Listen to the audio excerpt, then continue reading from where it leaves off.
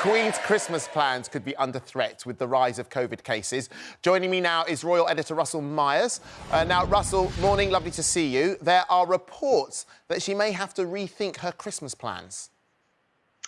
Yes, you're right. Good morning, Andy. Well, it seems as though the Queen's plans are in potential disarray, like so many thousands of us up and down the country. And of course, that the Queen has been really looking forward to spending Christmas with the rest of her family in Norfolk at her Sandringham home. However, of course, these plans are complete jeopardy now. She's supposed to fly by helicopter to Norfolk on Wednesday. She's already cancelled a Christmas party for her extended family, which was supposed to be happening at Windsor Castle tomorrow. So because of these spiralling COVID rates, it seems that everything is under review. And as the play stands at the moment, the Queen doesn't know really what she's going to be up to for Christmas. I'm sure she hopes that she can spend it with the rest of her family, because of course last year, like again so many of us, she was forced to spend it alone with Prince Philip just at Windsor Castle. So fingers crossed for the Queen and for the rest of us at the moment, I think.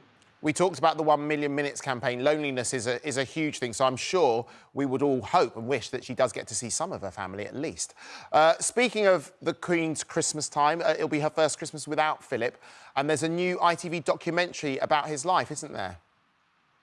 There is, and I've had a sneak peek of this, and it is a sort of fantastic look through the archives. It is called Philip, Prince, Husband and Father, and it's on tomorrow night on ITV at 9 o'clock. And it sort of takes you through his life of not only sort of, head of the family. The Queen always called him the head of the family, even though she was the head of state. But it takes you through his military career, his associations with all those sorts of charities and organisations. And let's take a little look at the documentary.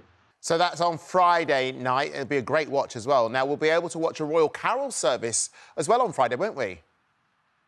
We will, and back to ITV again on Christmas Eve at 7:30. This is the Duchess of Cambridge's carol concert that was recorded just a couple of weeks ago. And I think everyone's quite thankful that it was a couple of weeks ago, because if it was now, it probably, unfortunately, wouldn't have gone ahead. But there was 1,400 of the coronavirus heroes that Kate brought together. There was some fantastic performances. We had a poem reading by a Harry Potter star, Tom Felton. Leona Lewis was singing, Ellie Goulding was singing, and let's take a little look. To the wonderful events of Christmas Eve.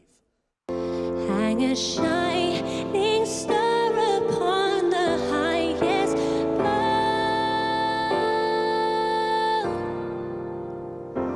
Oh, and have yourself a merry little Christmas now.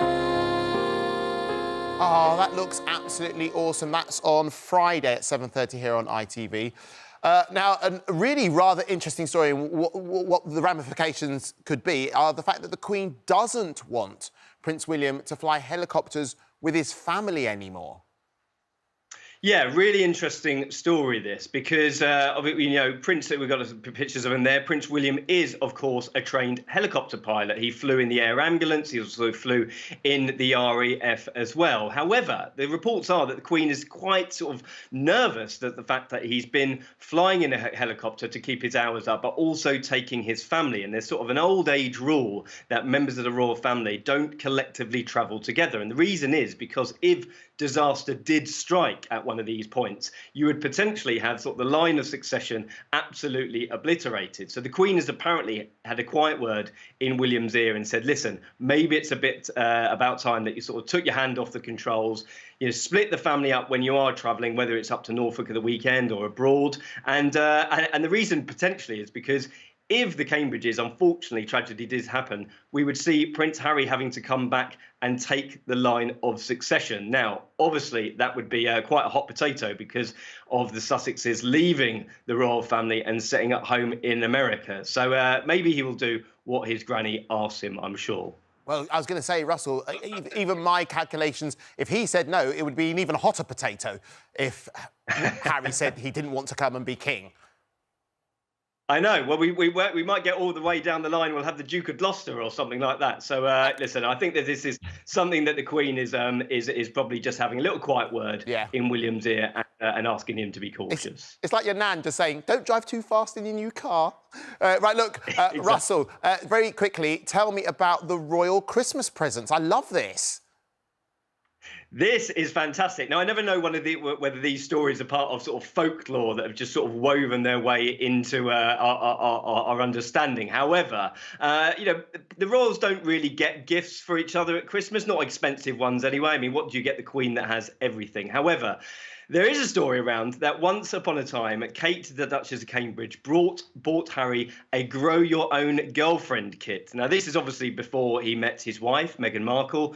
And, he was a bit unlucky in love, Harry, wasn't it, here at one time? And so it's part of a royal tradition. I think Princess Anne apparently once bought Prince Charles a leather toilet seat because there was a story going around.